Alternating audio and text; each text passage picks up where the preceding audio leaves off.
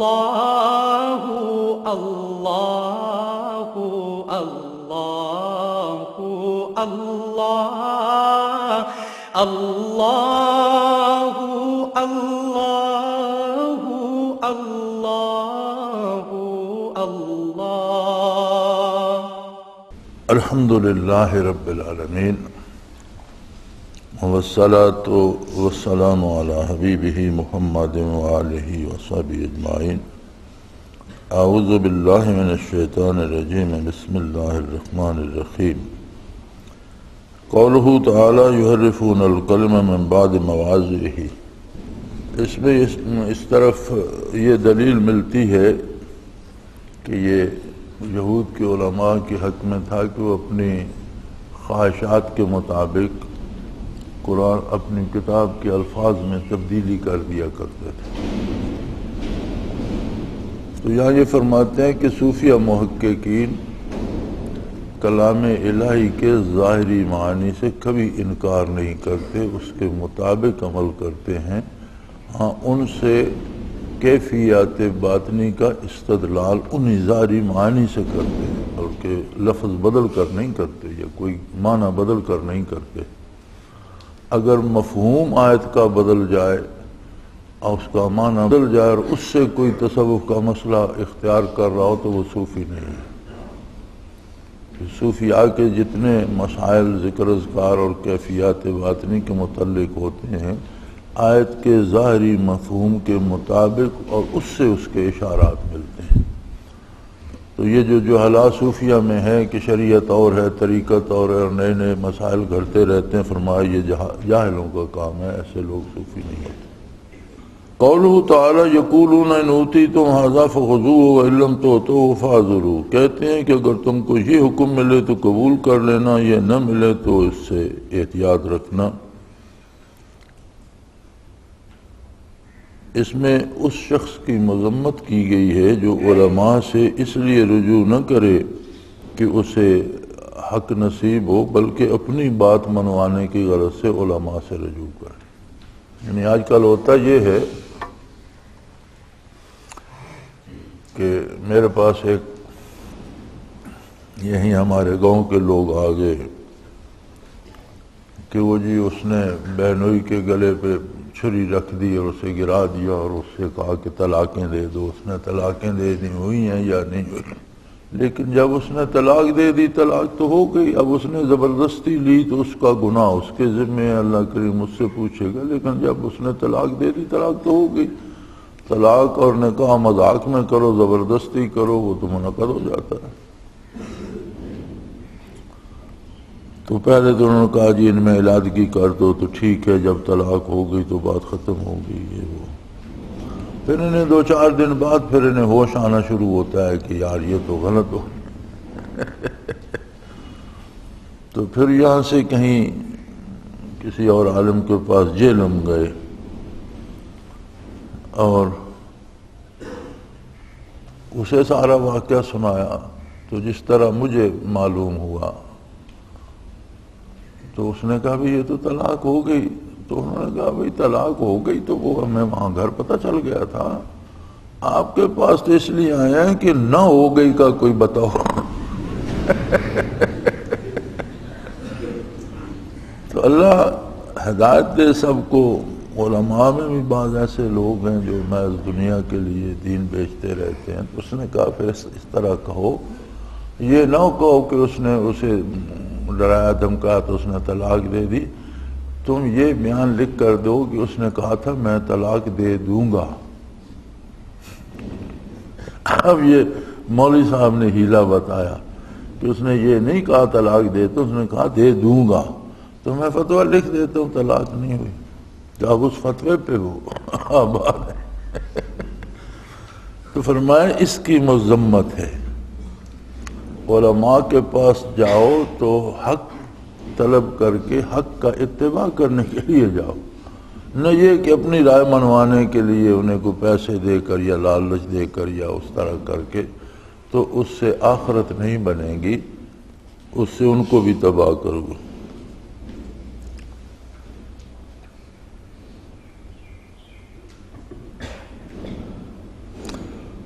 قولہ تعالی ومن یرد اللہ فتنتہ فلن تملک لہ من اللہ شیئا اولئک الذین لم یرد اللہ یطہر قلوبہم، جس کا خراب ہونا اللہ تعالیٰ کو منظور ہو تو اس کے لیے اللہ سے تیرا کچھ زور نہیں چل سکتا۔ اللہ تعالیٰ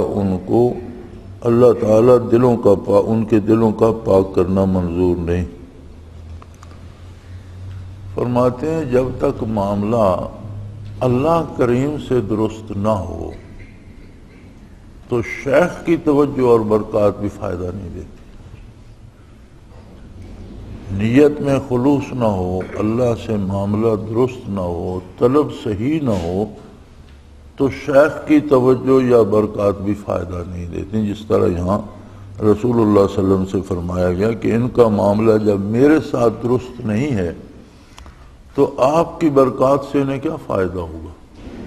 منافقین کے بارے ہے نا، چونکہ باطن سے تو مسلمان نہیں تھے تو بظاہر تو انہوں نے حضور کے ساتھ نمازیں بھی ادا کی، مسجد نبوی میں بھی بیٹھ رہے، مجلس عالی میں بھی رہے، منافق کے منافق۔ تو فرماتے ہیں اللہ ان کے دلوں کو پاک نہیں کرنا چاہتا۔ کیوں؟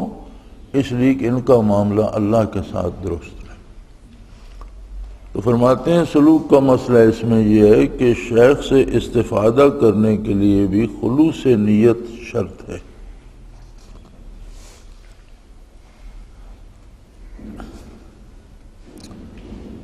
اگر اللہ کے ساتھ معاملہ درست نہ ہو، یعنی طلب الہی سچی نہ ہو، خلوص دل سے رضائے باری کا طالب نہ ہو، تو پھر بزرگوں کی صحبت یا شیخ کی توجہ بھی اسے کوئی فائدہ نہیں دیتی۔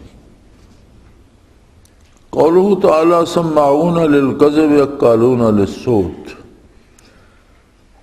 لوگ غلط باتوں سننے کے عادی ہیں اور حرام کھانے والے ہیں۔ اللہ تعالیٰ کی بڑی رحمت پہ دلیل ہے کہ مذمت کو اصرار پر متفق فرمایا، سرسری خطا پر مذمت نہیں فرمائی، جس سے عادتاً کوئی خالی نہیں ہوتا۔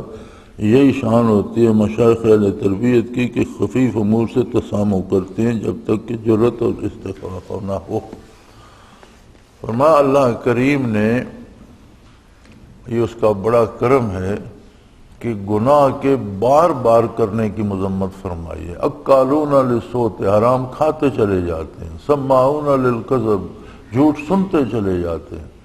یعنی اگر کسی نے غلطی سے کسی مجلس میں بیٹھا ایک بار سن لیا، توبہ کر لی، یا غلطی سے کوئی ناجائز مال کسی کا آ گیا تو اس کی تلافی کی، اسے واپس کیا، توبہ کی، اس کی مذمت نہیں فرمائی۔ لیکن اگر کوئی جھوٹ ہی سننا شروع کر دے اور حرام کھانا شروع کر دے تو اس کی مذمت اللہ کریم نے فرمائی ہے کہ ان کے دل اس لیے تباہ ہو گئے، عقیدے اس لیے تباہ ہو گئے، ان سے ایمان اس لیے رخصت ہو گیا کہ مسلسل حرام کھاتے ہیں اور جھوٹ سنتے ہیں، یعنی جھوٹ بولتے نہیں، سماعون للکذب، جھوٹ سنتے ہیں۔ تو گویا جھوٹ کا سننا بھی دلوں کو سیاہ کر دیتا ہے۔ ہمارا جو آج کا ماحول ہے اس میں شاید سچ سننے کو بہت کم ملتا ہے۔ اخبار پڑھیں تو اس میں اکثر 2 جملے سچ ہوں گے تو 10 اس میں جھوٹ کے ملائے ہوئے ہوں گے۔ ٹی وی کی خبریں سنیں تو اس میں 1 جملہ کہیں سچ ہوگا، اسے اضافہ کرنے کے لیے 50 اپنی طرف سے ملا دیے ہوں گے۔ کسی سے بات کریں تو وہ آپ کا مزاج دیکھ کر حقیقت کو بدل کر اس طرح بیان شروع کر دے گا۔ اتنا عام ہو گیا ہے کہ اسے کوئی جرم سمجھا ہی نہیں جاتا۔ تو جھوٹ بولنا تو بہت بڑی بات ہے، جھوٹ سننا جو ہے وہ دلوں کو سیاہ کر دیتا ہے۔ لیکن یہاں یہ فرماتے ہیں، حضرت فرماتے ہیں کہ اللہ نے مسلسل جھوٹ سننے والوں اور حرام کرنے والوں کی مذمت فرمائی ہے کہ ان کے دل سیاہ کر دیتا ہوں۔ انسانی مزاج ہے اور انسان سے خطا ہو سکتی ہے، تو جو صابن خطا ہو جاتی ہے پھر توبہ کرتے اس کی مذمت نہیں فرمائی۔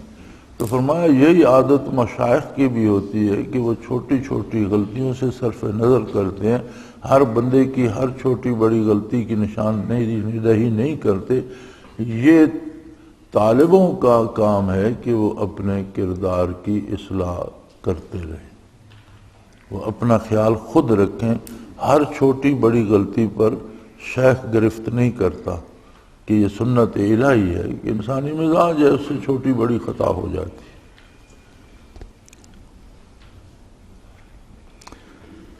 قولہ تعالی من تصدق بہ وہو کفارۃ اللہ، جو شخص اس کو معاف کر دے اس لیے کفارہ ہو جائے گا۔ حدیث مرفوع میں یہ تفسیر ہے کہ کسی کا دانت توڑ دیا جائے یا بدن کو زخم کیا جائے اور وہ معاف کر دے تو قدر اس کی خطائیں کر دی جائیں گی۔ اس میں ترغیب ہے افق کی قضاء فی الروح، اس کا افق اہل اللہ کے اخلاق میں سے ہے۔ فرمایا اللہ کریم نے ہر عضو کے بدلے کا حکم دیا ہے، قصاص کا حکم دیا ہے، دانت کے بدلے دانت توڑ دو، کان کے بدلے کان، لیکن اگر کوئی معاف کر دے تو اللہ کریم نے فرمایا وہ کفارۃ اللہ، وہ اس کے گناہوں کی معافی کا سبب، جو معاف کرتا ہے وہ اس کی اپنی خطاؤں کی معافی کا سبب بن جائے گا۔ اور فرماتے ہیں اہل اللہ میں یہ اخلاق ہوتے ہیں کہ کوئی ان سے زیادتی بھی کر جائے تو بقدر استطاعت وہ درگزر فرماتے ہیں، لیکن ہر چیز کی ایک حد ہوتی ہے۔ درگزر سے یہ مطلب نہیں کہ جس کا جو جی چاہے کرتا رہے اور بندہ خاموش رہے، ایک حد ہوتی ہے برداشت کی کہ ایک کسی نے کچھ نقصان کر دیا وہ قابل برداشت ہے تو اس پہ شور نہیں کرتے، چلو درگزر کر جاتے ہیں، لیکن یہ نہیں کہ کوئی گلا کاٹنے لگ جائے اور آپ بیٹھے رہیں کہ میں ولی اللہ ہوں۔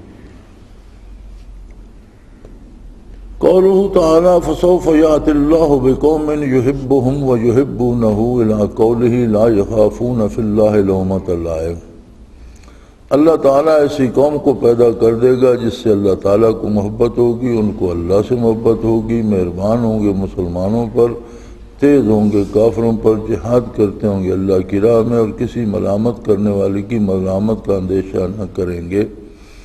فرمایا اس میں اہل اللہ کے طریق کی سری ہے، یعنی اہل اللہ حق پہ جم جاتے ہیں اور کسی ملامت کرنے والے کی یا طعن و تشنیع کرنے والے کی پرواہ نہیں، یہ نہیں سوچتے کہ لوگ کیا کہیں گے، یہ سوچتے ہیں کہ حق کیا ہے۔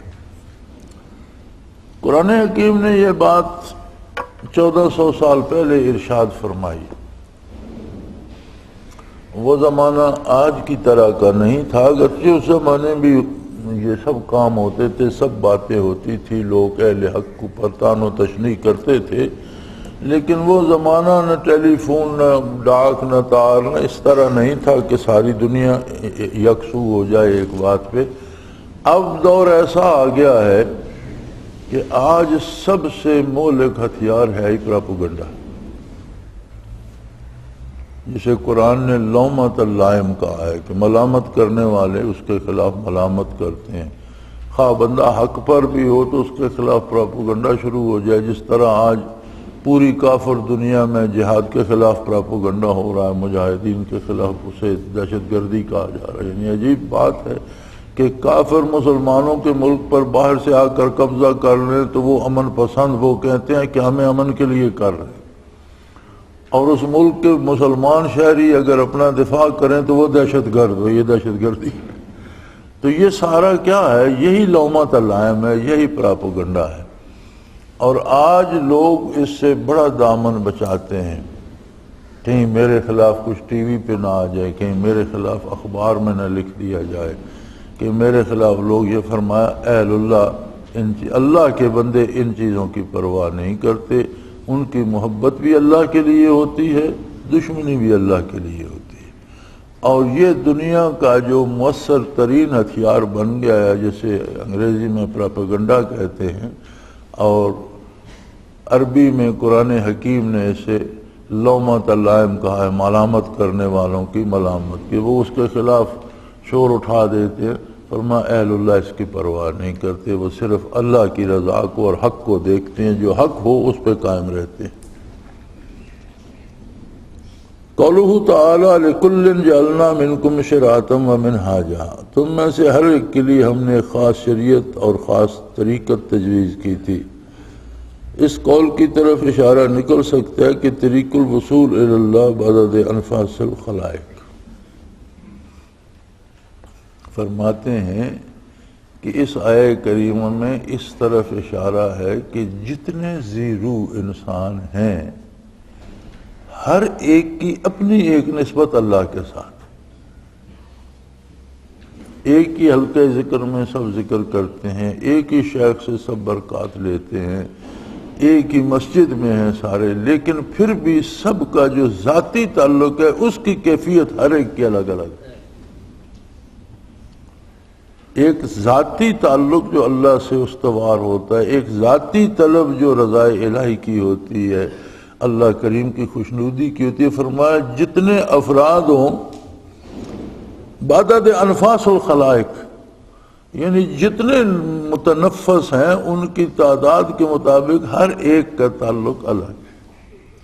اور یہی صوفیہ حضرات حلقہ ذکر کے بارے فرماتے ہیں کہ حلقہ ذکر میں جتنے زیادہ لوگ ہوتے ہیں ہر ایک کی نسبت کا ایک الگ رنگ ہوتا ہے، ہر پر دوسری طرح کی رحمت اور انوارات آ رہے ہوتے ہیں، تو جب وہ مل کے ذکر کرتے ہیں تو وہ رنگا رنگ کی بارش دوسروں پہ بھی پڑتی ہے، ایک دوسرے کے انوارات اسے زیادہ فائدہ، طرح طرح کی کیفیات وارد ہوتی ہیں۔ اور یہی برکت نماز با جماعت میں بھی ہے کہ 5 آدمی کھڑے ہیں تو 5 طرح کے انوارات ہیں، 500 ہیں تو 500 طرح کے ہیں، تو اس کی فضیلت بڑھ جاتی ہے کہ جتنی کثرت ہوتی ہے اتنی قسم کی رحمتوں کا نزول ہوتا ہے، اور پھر وہ بارش کی طرح برستی ہیں تو دوسرے بھی خالی نہیں رہتے، ہر ایک پر جو انوارات ہیں وہ صاف دوسروں پر بھی اسی طرح پڑتے ہیں۔ تو یہ ایک حکمت یہ بھی باجماعت صلاۃ میں ہے اور حلقہ ذکر میں بھی ہے۔ قولہ تعالیٰ وَيُؤْتُونَ الزَّكَاةَ وَهُمْ رَاكِعُونَ، اور زکوٰۃ دیتے ہیں اور ان میں خشوع ہوتا ہے۔ اس سے یہ بھی ماخوذ ہو سکتا ہے کہ عین ذکر میں کسی ایسے شغل کا ہجوم و تقاضا ہو کہ اگر اس سے فارغ نہ ہو تو اس کا قلب مشغول رہے، اس سے جلدی فارغ ہو جانا مستحسن ہے، اہل طریق کے نزدیک یہ معروف ہے۔ فرماتے ہیں اس آیہ کریمہ سے یہ اشارہ بھی ملتا ہے کہ کوئی ایسی مجبوری ہے، کسی کی بات سننی ہے، کسی کو کوئی چیز دینی ہے، وہ بندہ مسجد کے باہر کھڑا ہے، اب آپ نے اسے چابی دینی، آپ ذکر میں بیٹھ کے ذکر کر رہے ہیں لیکن دل میں خلش یہ ہے کہ یار وہ باہر کھڑا ہوگا اسے چابی، تو ایسے کاموں سے فارغ ہو جانا چاہیے، تاکہ یہ نہ ہو کہ ذہن کو آپ کسی، دل کو کسی اور طرف مصروف رکھیں، ذہن کسی اور طرف مصروف ہو، تو اس سے فارغ ہو جانا چاہیے۔ اسی میں علماء نے یہ بھی فرمایا تھا کہ کسی کو سخت بھوک لگ رہی ہے اور کھانا اس کے سامنے آ گیا اور صلاۃ کا بھی وقت ہے تو وہ پہلے اپنا کھانا کھا لے، صلاۃ بعد میں پڑھ لے۔ یہ کیوں صلاۃ کیوں نہ پہلے پڑھ، فرمایا اس میں دال روٹی سوچتا رہے گا، تو اس سے بہتر ہے کہ وہ کھانا کھا لے تاکہ یہ فکر اس کے دل سے نکل جائے اور متوجہ اللہ ہو کر اپنی عبادت کرے۔ تو یہی چیز فرمایا ذکر میں بھی ضرور ہونی چاہیے، اگر ایسی کوئی بات ہے تو اس سے فارغ ہو جانا چاہیے۔ قولہ تعالیٰ فَإِنَّ حِزْبَ اللَّهِ هُمُ الْغَالِبُونَ، اللہ تعالیٰ کا گروہ بلا شک غالب ہے۔ فرماتے ہیں اس غلبہ کی تفسیر قوت قلب سے کی جائے تو فہم میں سائل ہے، اور اس پر خواہ اسباب مغلوبیہ کا ظاہر کتنا ہی ہجوم ہو، بوجہ تعلق ملا کہ ان کو ذوف اور استقامت نہیں ہوتا۔ فرمایا اگر اس غلبے کی تفسیر غلبہ قلبی سے کی جائے تو پھر صوفیاء اس میں ہمیشہ کامیاب ہیں کہ تعلق اللہ سے انہیں کوئی چیز روک نہیں سکتی، جان بھی چلی جائے، مال بھی چلا جائے، کچھ ہو جائے تو اس چیز سے انہیں کوئی شيء، غالب وہی رہتے جنہیں اس بات سے باز نہیں آتے۔ اگر کوئی روکنا چاہتا ہے میں تمہیں قتل کر دوں گا، تمہارے بیٹے کو قتل کر دوں گا، گھر جلا دوں گا، تو پھر وہ گھر جلا بھی دے تو وہ غالب تو تب ہے کہ یہ اس تعلق اللہ کو چھوڑ دے۔ تو فرمایا اگر قوت قلبی کا غلبہ لیا جائے تو پھر صوفیاء ہمیشہ غالب رہتے ہیں کہ وہ اس کو نہیں چھوڑتے خواہ کچھ بھی ہو جائے۔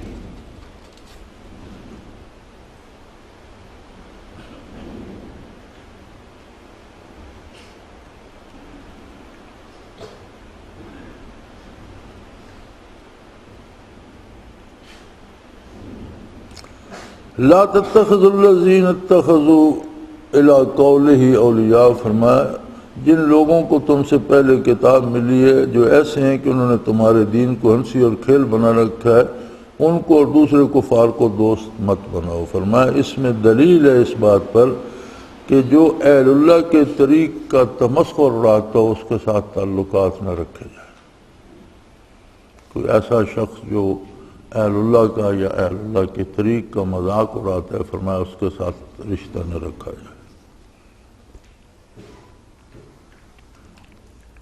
قولہ تعالی من لعنہ اللہ الی قولہ اضل عن سواء السبیل، جن کو اللہ تعالیٰ نے دور کر دیا اور ان پر غضب فرمایا اور ان کو بندر اور سور بنا دیے ہوں، انہوں نے شیطان کی پرستش کی ہو،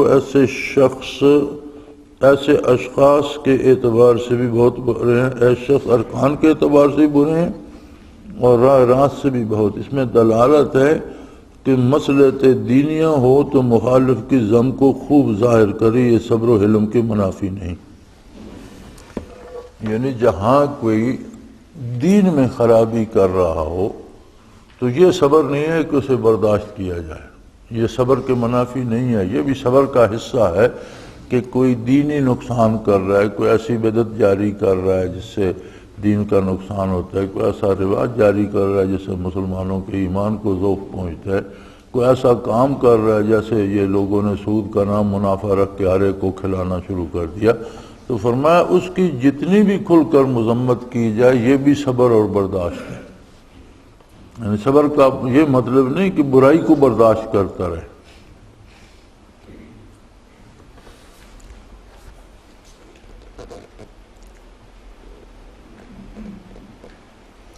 قولہ تعالی وترى کثیر منهم یسارعون فی الاسم والعدوان واکلهم السحت لبئس ما كانوا یعملون، آپ ان میں سے بہت آدمی ایسے دیکھتے ہیں جو دوڑ دوڑ کر گناہ اور ظلم اور حرام کھانے پر گرتے ہیں، واقعی ان کے یہ کام برے ہیں۔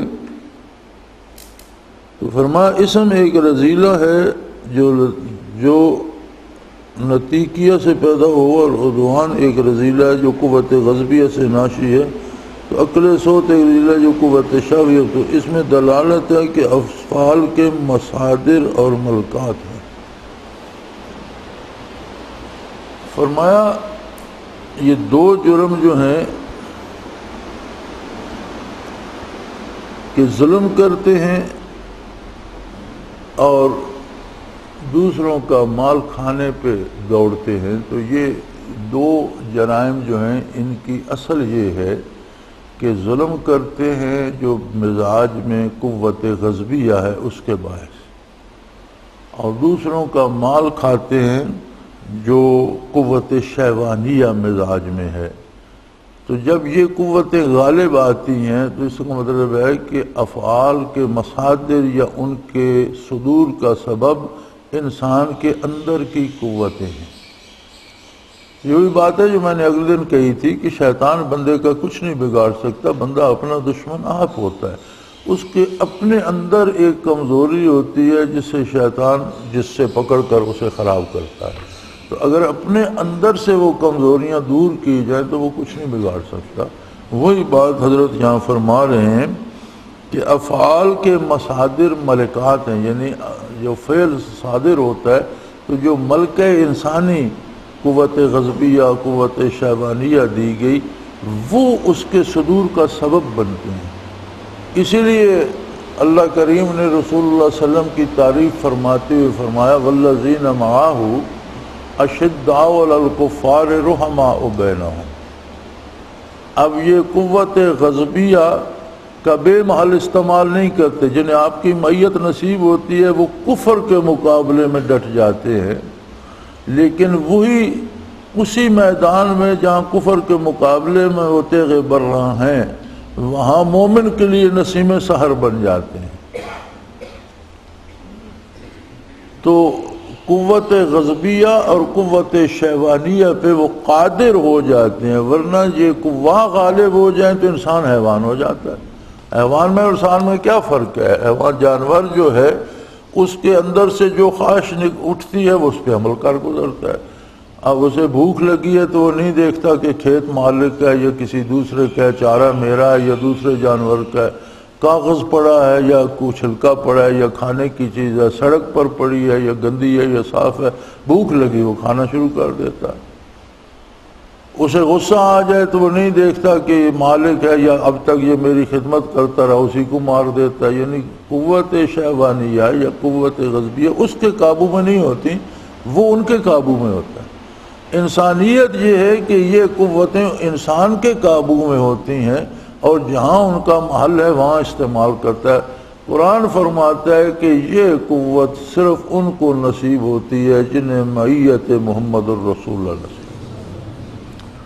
ورنہ آپ پوری دنیا میں دیکھ لیں درندوں کی طرح کفار دندناتے پھرتے ہیں، کسی نے جرم کیا ہے یا نہیں، قتل کرنا ان کو شغل ہے، مارے جا رہے ہیں، بیان بھی جاری کرتے ہیں جی بے گناہ مارے گئے۔ اب یہ ڈرون حملے جو ہو رہے ہیں ان میں کتنے گناہ گار مر رہے ہیں؟ ایک گھر پہ اگر وہ بم گرتا ہے سارا گھر تباہ ہو جائے تو عورتیں، معصوم بچے، وہ سارے دہشت گرد تھے، سارے مر جاتے ہیں، لیکن کوئی پرواہ نہیں کرتا، چونکہ قوت غضبیہ ان کے کنٹرول میں نہیں، وہ قوت غضبیہ کے کنٹرول میں ہے۔ اسی طرح لوٹ رہے ہیں دنیا کو، اس ملک میں تیل ہے اس پہ قبضہ کر لو، اس سے گیس مل سکتی ہے اس پہ قبضہ کر لو۔ کیوں؟ قوت شہوانیہ ان کے قبضے میں نہیں، وہ اس کے قبضے میں۔ تو فرمایا صوفی وہ ہے جسے ان قوتوں پر قبضہ اور قدرت حاصل ہو جائے، اور یہ ہوتی ہے برکات نبوی سے، اور برکاتیں ملتی ہیں صحبت شیخ اور توجہ شیخ سے، برکات نبوی جو ملتی ہیں تو بندے کو اپنا تجزیہ بھی کرتے رہنا چاہیے کہ یہ جو ملکے ہیں ودیعت کیے گئے تخلیقی طور پر، مجھے ان پر غلبہ حاصل ہے تو پھر الحمدللہ، اگر ان کو مجھ پہ غلبہ ہے تو مجھے اور محنت کرنی چاہیے۔ قولہ تعالی لولا ینہاہم ربانیون والاحبار الی قولہ الاسم وکلمۃ السوء لبئس ما کانوا یصنعون۔ ترجمہ، ان کو مشائخ اور علماء گناہ کی بات کہنے سے، حرام مان کھانے سے منع کیوں نہیں کرتے؟ ان کی یہ عادت بری ہے۔ تو فرماتے ہیں جو شیخ اور مقتدا باوجود امیر اثر کے منع نہ کرے وہ زیادہ بدحال ہے، اصل مرتکب ہے، کیونکہ مرتکب کے لیے داعی شہوت عارضی ہے، اور شیخ کے لیے حب دنیا ہے جو ملکہ ہو گئی ہے، حب دنیا شہوت سے اکبا ہے۔ فرماتے ہیں اگر آپ بیعت بھی کر لیتا ہے کوئی شیخ اور مرید بھی بنا لیتا ہے، اور اسے پتہ ہے کہ مرید حرام مال کھا رہا ہے یا مرید جھوٹ بول رہا ہے یا مرید رشوت لے رہا ہے، اور اسے منع نہیں کرتا کہ لے خیر رشوت یہ لے رہا ہے، مجھے جو دیتا ہے وہ تو یہ دیتا ہے نا، میرے لیے تو حرام نہیں، فرماتے ہیں اس کے لیے بھی حرام ہے، کیونکہ مرید میں تو لالچ ہے فطری، اور شیخ جو ہے یہ حب دنیا میں گرفتار ہے، اور فرماتے ہیں حب دنیا اس ذاتی لالچ سے زیادہ بری چیز ہے۔ تو یہ صوفی نہیں ہے، یہ شیخ نہیں ہے جو حرام سے منع نہیں کرتا یا گناہ سے منع نہیں کرتا۔ مطلب یہ ہے کہ شیخ یا پیر بنانے کا یا بیعت ہونے کا مقصد اصلی اپنی اصلاح ہے، اگر وہی نہیں ہو رہی تو پھر پیر بنانے کا کیا فائدہ؟ اور شیخ ہونے کا مطلب یہ ہے کہ لوگوں کو برائی سے روکے، اور اس کی نسبت، اس کی توجہ اور اس کے ساتھ ذکر اذکار میں یہ قوت ہو کہ بندہ برائی سے رک جائے، برائی کم ہوتی جائے، نیکی بڑھتی جائے۔ اگر یہ نہیں ہے تو نہ مرید مرید ہے، نہ پیر پیر ہے، دونوں کا کوئی حال نہیں، دونوں کا فائدہ نہیں، بلکہ فرماتے ہیں ایسا پیر جو ہے وہ مرید سے زیادہ بدتر ہے، کہ مرید گناہ کرتا ہے تبھی داعیے سے جو پہلے جن کا ذکر ہو چکا، لیکن یہ اسے منع نہیں کرتا حب دنیا میں کہ چلو کچھ بھی کرتا ہے مجھے تو پیسے دے رہا ہے، تو فرماتے ہیں حب دنیا اس فطری داعیے سے زیادہ بری چیز ہے۔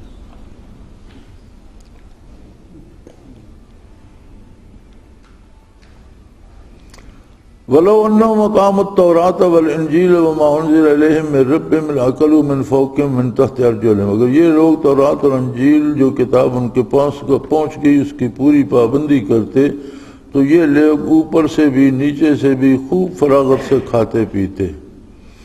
فرمایا یہی حال ہے سالک کا، اگر پورا عمل کرے تو اس پر رزق مانوی یعنی فیوز و برکات کا اضافہ ہوتا ہے۔ فرماتے ہیں طالب کا عمل جتنا سنت کے مطابق ہوتا جائے گا اتنا اسے شیخ کی توجہ جذب کرنے کی توفیق نصیب ہوتی جائے گی، اتنا اس کا فائدہ ہوتا جائے گا۔ ایک بڑی عجیب بات جو میرے مشاہدے میں آئی، حضرات کی کتابوں میں بھی ملتی ہے، سلوک کے مسائل میں بھی ملتی ہے، دیکھا یہ گیا کہ بعض لوگ حضرت رحمت اللہ تعالیٰ علیہ کے ساتھ ہوتے تھے اور آخر دم تک رہے۔ کچھ لوگ تو ایسے بد نصیب تھے جنہیں وہ نعمت نصیب ہی نہیں رہی، چھوڑ گئے دنیا کے لالچ میں یا کسی اپنی بڑائی کے لالچ میں۔ بعض لوگ سلسلے کے ساتھ ہی رہے، لیکن جب وہ فوت ہوئے تو دنیا میں وہ کہتے تھے ہمارے مراقبات عالم امر تک ہیں، لیکن قبر میں دیکھا تو کسی کے مراقبات ثلاث ہیں اور کسی کے صرف لطائف ہیں۔ یہ کیوں؟ کیسی عجیب بات ہے کہ دنیا میں تو انہیں مشاہدات بھی ہوتے تھے، مناظر بالا نظر بھی آتے تھے، وہاں اپنی روح بھی دیکھتے تھے، تو پھر یہ کیا ہوا؟ تو تحقیق یہ ہے کہ جتنا خلوص شریعت پر عمل کرنے کے لیے اس کے دل میں ہوتا ہے اس اندازے سے مراقبات اس کے ہمیشہ کے لیے پختہ ہو جاتے۔ باقی ایسے ہوتے ہیں جیسے وہ لائٹ جل رہی ہے تو میرے چہرے بھی پڑ رہی ہے، آپ کے چہرے پہ بھی پڑ رہی ہے، ہم کہتے ہیں ہمارے چہرے روشن ہیں، لیکن اگر وہ بتی بجھ جائے تو پھر نہ میرے چہرے میں روشنی ہے نہ آپ کے چہرے میں روشنی ہے۔ تو باقی وہ مناظر شیخ کے پاس بیٹھ کر اس کی قوت سے، جس طرح ہم اس بتی سے دیکھ رہے ہیں، وہ اس کے انوارات سے، اس کی قوت سے دیکھتے رہتے ہیں۔ تو جب اس سے الگ ہوتے ہیں تو باقی اصل میں وہی جا بچتا ہے جتنے خلوص سے شریعت پر، حضور کی سنت پر عمل کرتے تھے، اس کے مطابق جو چیز، جتنا ان کا عمل تھا اس کے مطابق جو چیز تھی وہ بچ جاتی ہے، باقی کچھ نہیں بچ۔ لہذا اس پہ نہیں رہنا چاہیے کہ میرے اتنے مراقبات ہو گئے، دیکھنا یہ چاہیے کہ مجھ میں کتنے مراقبات حاصل کرنے کی صلاحیت ہے، اور اس صلاحیت کو بڑھانا چاہیے، جس میں دو باتیں ہیں، عمل بھی سنت کے مطابق ہو اور خلوص ہو، سنت خیر النام سے محبت ہو، پیار ہو، دل سے عمل کرے، یہ ضروری ہے۔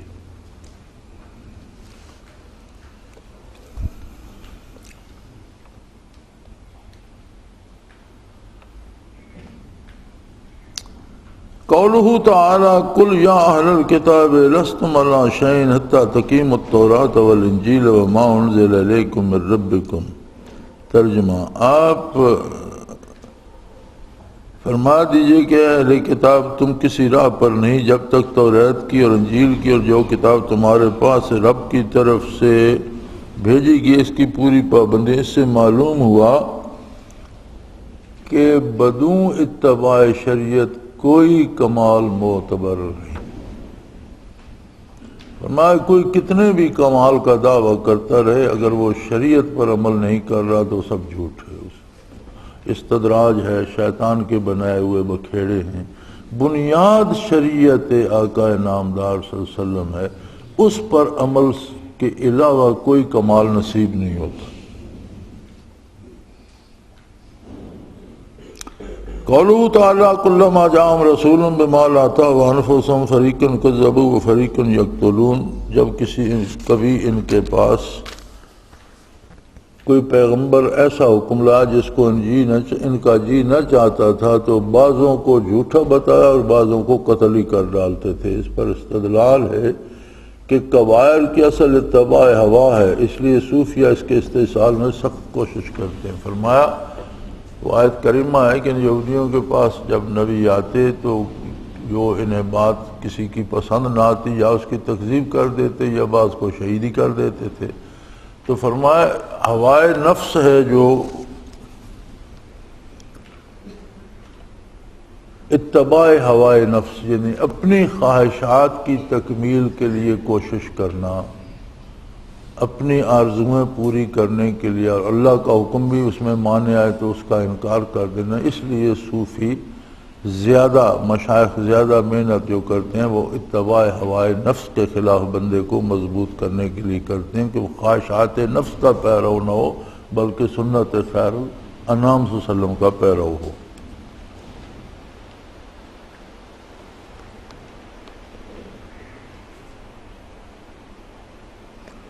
حسبوا اللہ تکون فتنۃ فعموا وسموا ثم تاب اللہ علیہم ثم عموا وسموا کثیرا منہم. یہی گمان کیا کہ کچھ سزا نہ ہوگی اور اس سے اور بھی اندھے اور بہرے بن گئے، پھر اللہ نے ان پر توجہ فرمائی، پھر بھی اندھے بہرے بنے رہے، ان میں بتیرے. اس میں دلالت ہے کہ اصرار المعاصی سے استدلال بالکل مزمحل ہو جاتی ہے. اس کو بطلان استعداد کہتے ہیں. فرماتے ہیں صوفیوں کو یہ دھیان رکھنا چاہیے کہ خلاف سنت کوئی کام یا کوئی غلطی یا کوئی گناہ ہو جائے تو فوراً رجوع اللہ کرے، توبہ کرے، اس کا ازالہ کرے.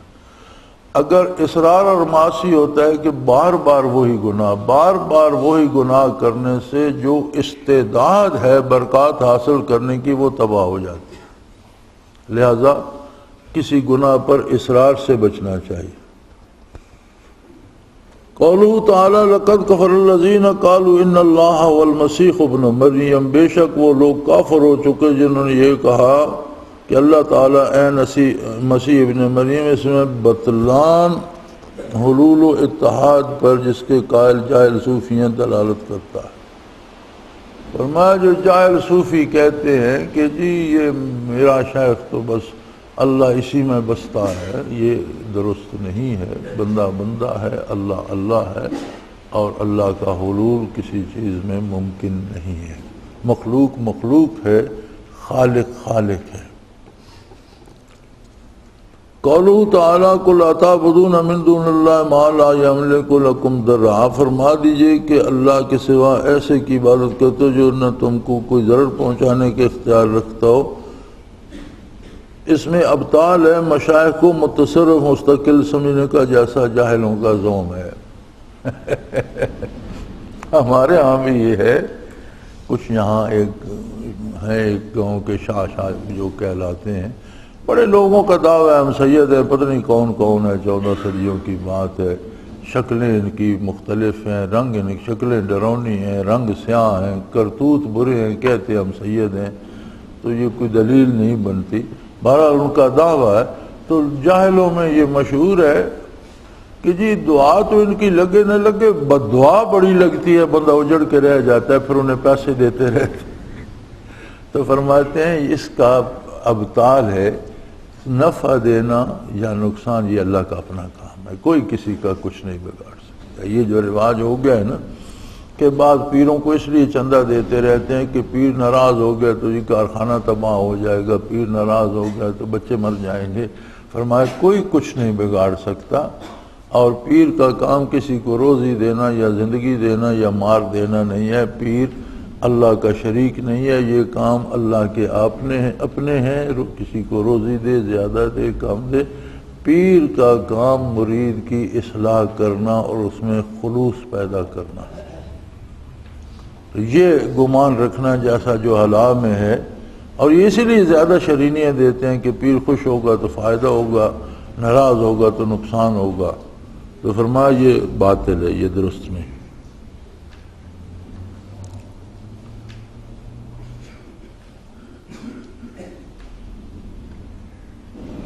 قولہ تعالی ولا تتبعوا اہواء قوم قد ضلوا، ان لوگوں کے خیالات پر مت چلو جو پہلے خود غلطی پر پڑ چکے ہیں. فرمایا ان رسوم کا ابطال ہے جو شریعت کے خلاف ہیں، گو مشائخ کی طرف منسوب ہوں. یعنی جو رواج سنت کے خلاف پڑ چکے ہیں، جیسے 11ویں شریف کو منسوب کر دیا گیا شیخ عبد القادر جیلانی کی طرف، تو فرمایا بدعت ہے، خواہ کسی بزرگ کی طرف بھی منسوب کر دی جائے اس کی کوئی حیثیت نہیں.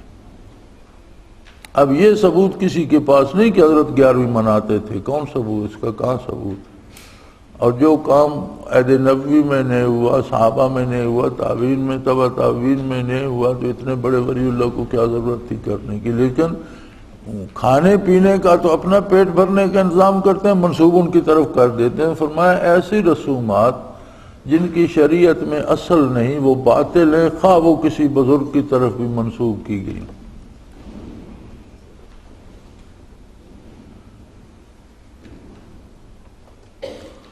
قولہ تعالی ذالک بأن منہم قسیسین ورہبان وانہم لا یستکبرون، اس سبب سے کہ ان میں بہت سے علم دوست عالم ہیں اور بہت سے تارک دنیا درویش ہیں، اور اس سبب سے کہ یہ لوگ متکبر نہیں۔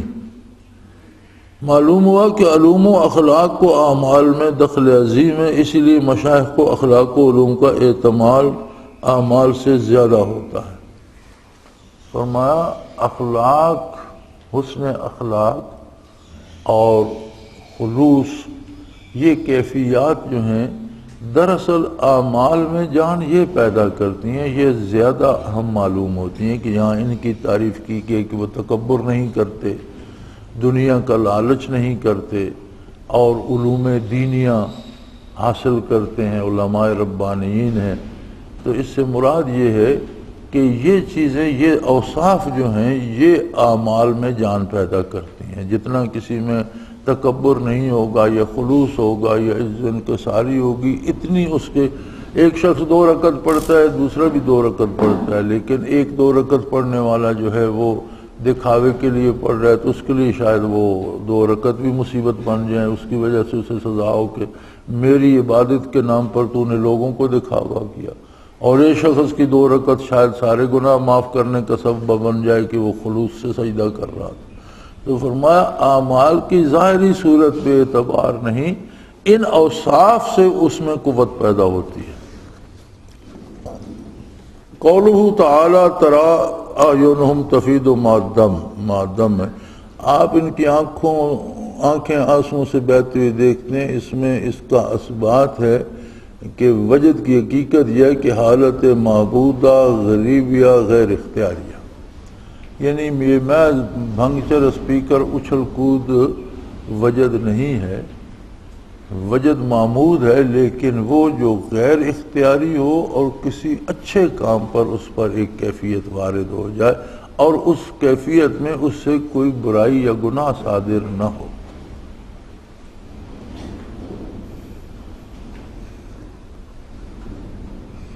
قولہ تعالی وما لنا لا نؤمن باللہ ما جاءنا من الحق ونطمع ان يدخلنا ربنا مع القوم الصالحین، ہمارے پاس کون سا عذر ہے کہ ہم اللہ تعالیٰ اور جو حق ہمارے پاس پہنچا اس پر ایمان نہ لائیں اور اس کی امید رکھیں کہ ہمارا رب ہم کو نیک لوگوں کی معیت میں داخل کرے گا۔ اس میں دلیل یہ ہے کہ محض امید رکھنا بغیر عمل کے اس کا کوئی اعتبار نہیں۔ یوں تو ہر بندے کو امید ہوتی ہے نا اللہ مجھے جنت میں لے جائے، اور ہم ہر بندے کے لیے کہتے ہیں جی اللہ اسے امان دے اور اسے جنت نصیب کرے۔ یہ کسی نے جملہ گھڑا تھا مرنے والے کے لیے کہ اللہ اسے امان دے، یعنی اپنے عذاب سے پناہ میں۔ اب وہ بدلتے بدلتے یہ ہو گیا کہ اب کہتے ہیں اللہ اسے ایمان دے، حالانکہ ایمان تو زندگی میں چاہیے، مرنے کے بعد ایمان کہاں سے لائے؟ مکلف تو زندگی تک تھا، جب زندگی ختم ہو گئی تو اب ایمان کہاں سے لائے گا؟ تو اب کسی زندہ کو بھی یہ کہہ دیا ہے نا اللہ تجھے ایمان دے تو وہ ناراض ہو جاتا ہے کہ یہ میرے مرنے کی دعا کر رہے ہیں، ایمان تو مرنے والوں کو چاہیے۔ تو فرماتے ہیں یہ جہالت ہے۔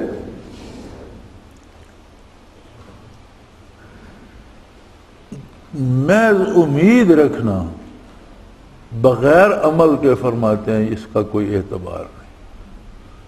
اگر امید رکھتے ہو بخشش الہی کی تو وہ کام کرو جو بخشش الہی کا سبب بن جائے۔ قولہ تعالی یا ایھا الذین آمنوا لا تحرموا طیبات ما احل اللہ لکم، اے ایمان والو اللہ نے جو چیزیں تمہارے واسطے حلال کی ہیں ان لذیذ چیزوں کو حرام مت کرو۔ اس میں ترک حیوانات کا ابطال ہے جو بعض مدعیان طریقت کا، جو بعض جاہل صوفی کہتے ہیں جی کھانا چھوڑ دو، پینا چھوڑ دو، میں لسی نہیں پیتا، میں فلاں شربت نہیں پیتا۔ یہ 2 سبب ہوتے ہیں۔ دیکھو ایک سبب ہوتا ہے کہ کھانے یا مشروبات مشکوک ہوں تو کوئی نہ کھائے، وہ الگ بات، لیکن یہ نیکی سمجھنا کہ اللہ نے مجھے دیا تو ہے، میں کھاتا نہیں ہوں، اللہ نے مجھے رزق دے رکھا ہے، میں لباس اچھا نہیں پہنتا، فرمایا یہ نیکی نہیں ہے، یہ ناشکری ہے۔ اور جو بندہ حق پر ہوگا وہ ایسا نہیں کرے گا۔ یہ جاہل صوفی جن کے پاس ہوتا کچھ نہیں، دعویٰ تصوف کا ہوتا ہے، وہ یہ حلیے بناتے رہتے ہیں اور اس طرح کی حرکتیں کرتے ہیں۔ قولہ تعالی انما یرید الشیطان ان یوقع بینکم العداوۃ والبغضاء فی الخمر والمیسر ویصدکم عن ذکر اللہ وعن الصلاۃ۔ ترجمہ ہے، شیطان تو یوں چاہتا ہے کہ شراب اور جوئے کے ذریعے تمہیں آپس میں عداوت اور بغض میں مبتلا کر دے اور اللہ کی یاد سے اور نماز سے باز رکھے۔ اس میں دلالت ہے کہ معاصی میں جیسے اخروی مضرتیں دینوی مضرتیں بھی ہیں۔ فرماتے ہیں اس میں اس بات پر دلیل ہے کہ گناہ سے آخرت تو تباہ ہوتی ہے، گناہ سے دنیا میں نیکی کرنے کی توفیق بھی سلب ہو جاتی ہے۔ یعنی گناہ کا اثر یہ ہوتا ہے کہ آخرت تو اس سے بگڑتی ہی بگڑتی ہے، نیکی کرنے کی توفیق بھی سلب ہو جاتی ہے، اس لیے گناہ سے بچنا چاہیے۔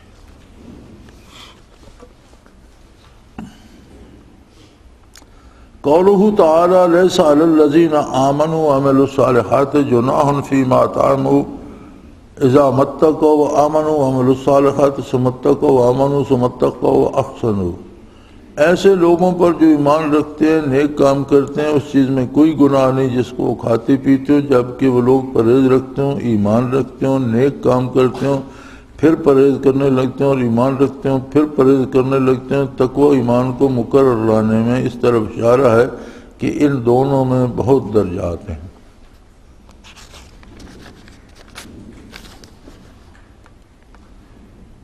ایک دوسرے پر فوق ہے جنہیں سالک ترقی کرتا ہے۔ فرمایا دو چیزیں جن کو اللہ کریم نے اس آیت کریمہ میں بار بار دہرایا ہے، وہ ہیں تقوی اور ایمان۔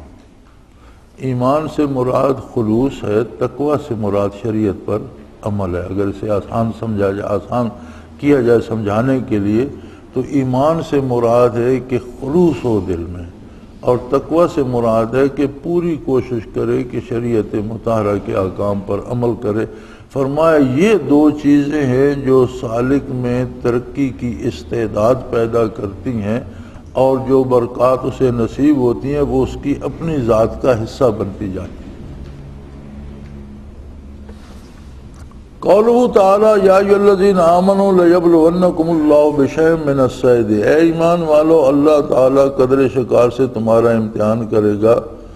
اس میں اس بات کی دلیل ہے کہ بعض اوقات مشائخ مرید کے صدق کا امتحان بھی کر لیتے ہیں، بعض اوقات کوئی ایسی بات کہہ دیتے ہیں جس سے پتہ چلتا ہے کہ اس میں کتنا خلوص ہے۔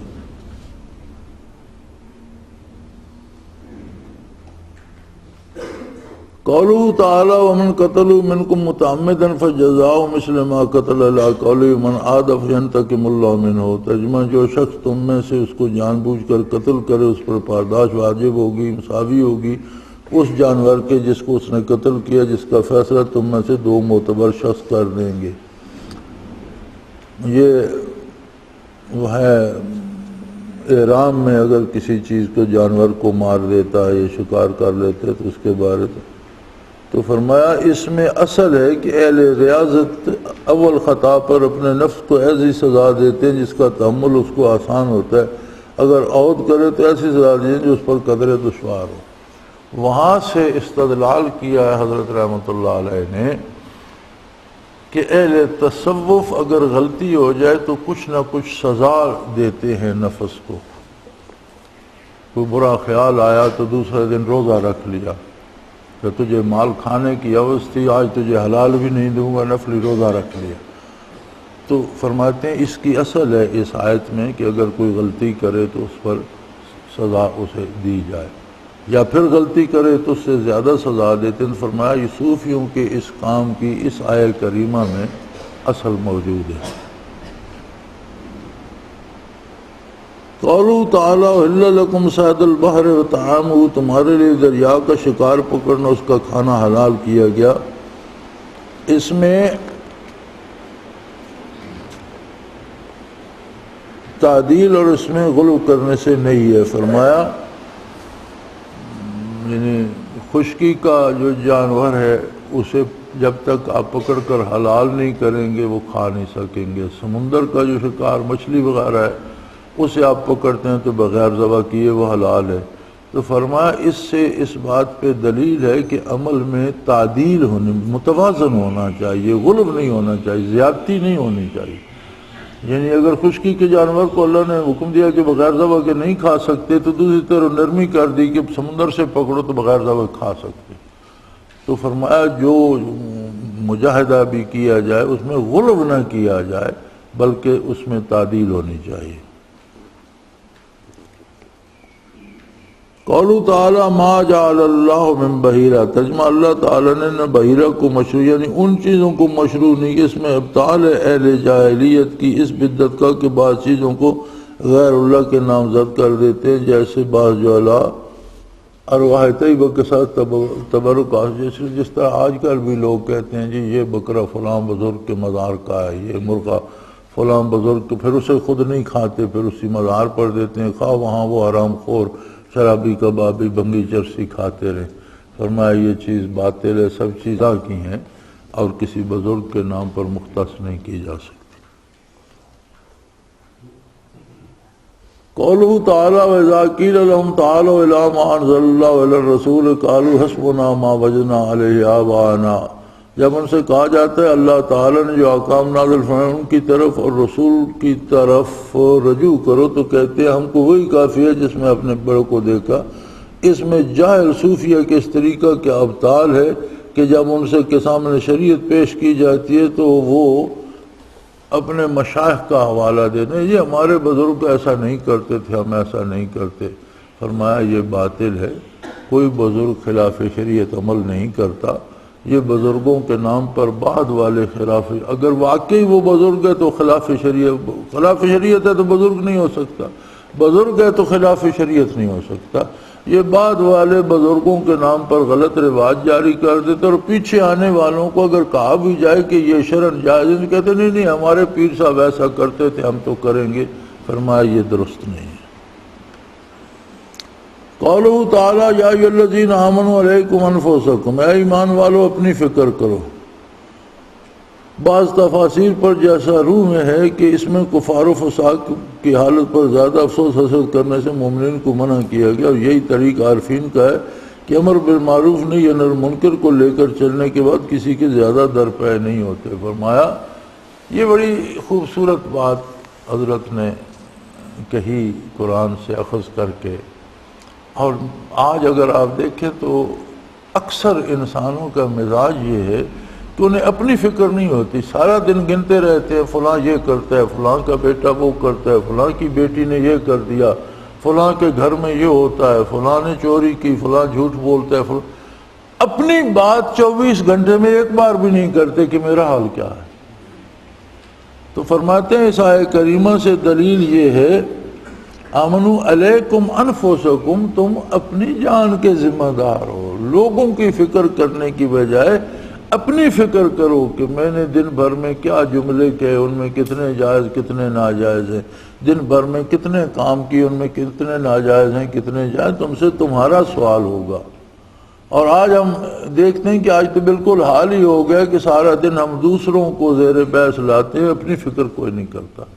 تو فرمایا تصوف یہ ہے کہ لوگوں کو اللہ کے سپرد کرو اور اپنی فکر کرو، اپنے حالات کا تجزیہ کرتے رہو۔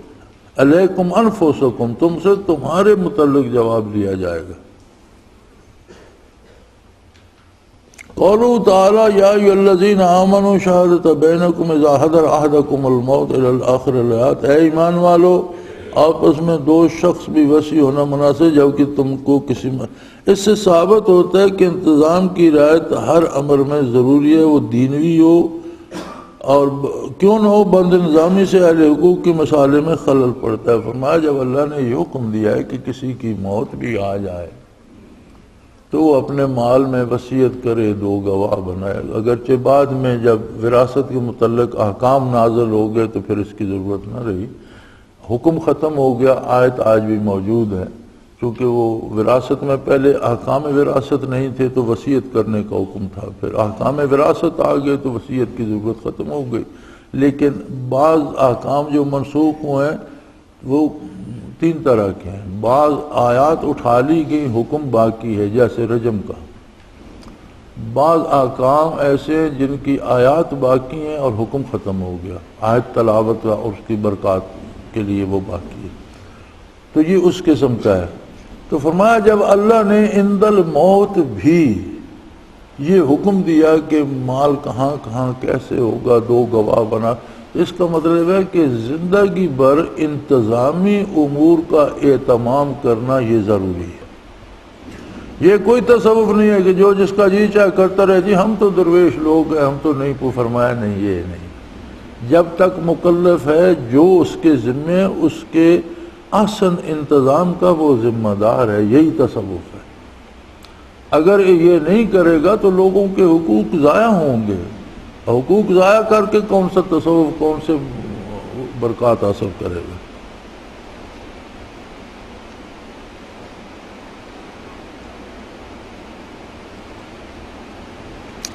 قولو تعالیٰ لا علم لنا، جو فرشتوں نے عرض کیا تھا کہ یا اللہ ہمیں کوئی خبر نہیں، فرماتے ہیں ایسی حالتوں کا اثبات ہے جس میں استغراق و سکر یا فنا و محو و غیبت، یعنی صوفیوں پہ جو کبھی کبھی استغراق جیسا آ جاتا ہے، تو فرشتوں نے بھی جب اللہ نے سوال کیا تو جلالت الہی سے گھبرا کر کہا یا اللہ ہمیں کوئی خبر نہیں، تو جانتے ہے کام جانے۔ تو اس کا مطلب ہے کہ صوفیوں پہ بھی یہ حالت وارد ہو جاتی ہے جب انہیں کسی بات کی خبر نہیں رہتی۔ قولہ تعالی اذ قال اللہ یا عیسی ابن مریم اذکر نعمتی علیک وعلی والدتک وعلی ان اکون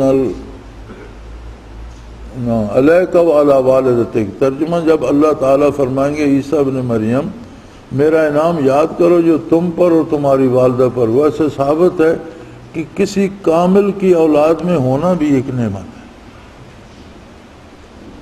یعنی اللہ تعالیٰ جب عیسیٰ علیہ السلام فرماتے تم پر میں نے احسان کیا، تمہاری والدہ پر، والدہ کے حوالے سے اور حضرت مریم کو ان کی والدہ ہونا بھی اپنا احسان فرما رہے ہیں، تو فرماتے ہیں اس میں دلالت ہے کہ کامل کی اولاد سے ہونا بھی ایک شرف ہے۔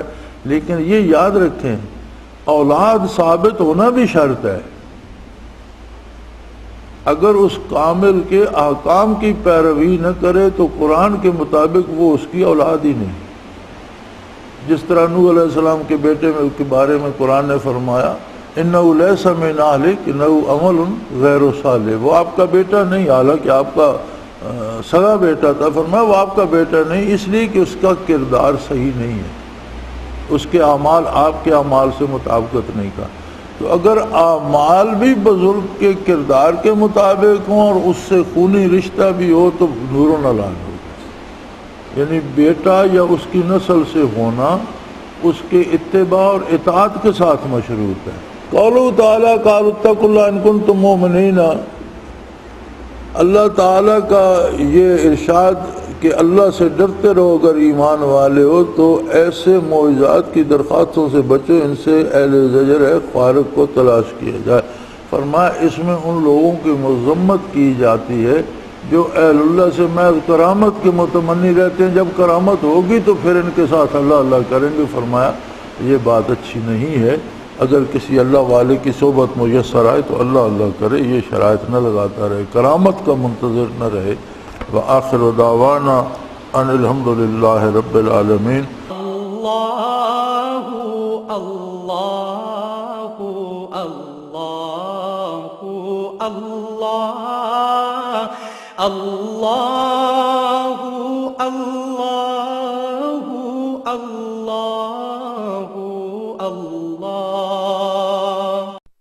حضرت امیر محمد اکرم آوان مد ذلہ العالی دارالعرفان منارہ ضلع چکوال میں سالہ سال سے قرآن و حدیث کے اوپر خطابات کر رہے ہیں اور سلسلہ نقشبندیہ اویسیہ کے مطابق لوگوں کو ذکر الہی کی تربیت دے رہے ہیں۔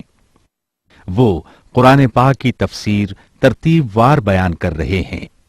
تفسیر قرآن کو وہ موجودہ ملکی اور بین الاقوامی حالات کے مطابق بیان کرتے ہیں۔ موٹر وے سے کلر کہار کے انٹرچینج سے نکلتے ہوئے کلر کہار کی جھیل سے ہوتے ہوئے میانی، بوچھال اور نور پور سے گزرتے ہوئے دارالعرفان منارہ پہنچ سکتے ہیں۔ حضرت امیر محمد اکرم آوان نے بچیوں اور بچوں کی دینی اور دنیاوی تعلیم کے لیے سقارہ اکیڈمی کے نام سے ایک درسگاہ بھی قائم کی ہے، جس کا افتتاح ملک پاکستان کے صدر جنرل محمد ضیاء الحق نے اپنے دست مبارک سے کیا تھا۔ وہ تمام احباب جو اسلام کی طلب رکھتے ہیں ان سے گزارش ہے کہ دارالعرفان منارہ ضلع چکوال میں امیر محمد اکرم آوان صاحب کے خطابات سے مستفید ہوں۔ وہ ہر جمعے کو نماز سے پہلے بیان فرماتے ہیں۔ ہر ماہ کی پہلی اتوار کو ماہانہ اجتماع ہوتا ہے جس میں آپ خصوصی خطاب فرماتے ہیں اور پاکستان کے چاروں صوبوں سے احباب اس اجتماع میں شرکت کرتے ہیں۔ اس کے علاوہ یہاں سال میں 2 مرکزی اجتماعات بھی ہوتے ہیں، ایک رمضان المبارک میں اعتکاف کا اجتماع اور دوسرا جولائی اور اگست میں 40 دن کا اجتماع ہوتا ہے جس میں روحانی تربیت کی جاتی ہے۔ اپنا خون سیماب دے کر اتنا ہم کر جائیں گے، نام آقا کا چمن میں پھر رقم کر جائیں گے۔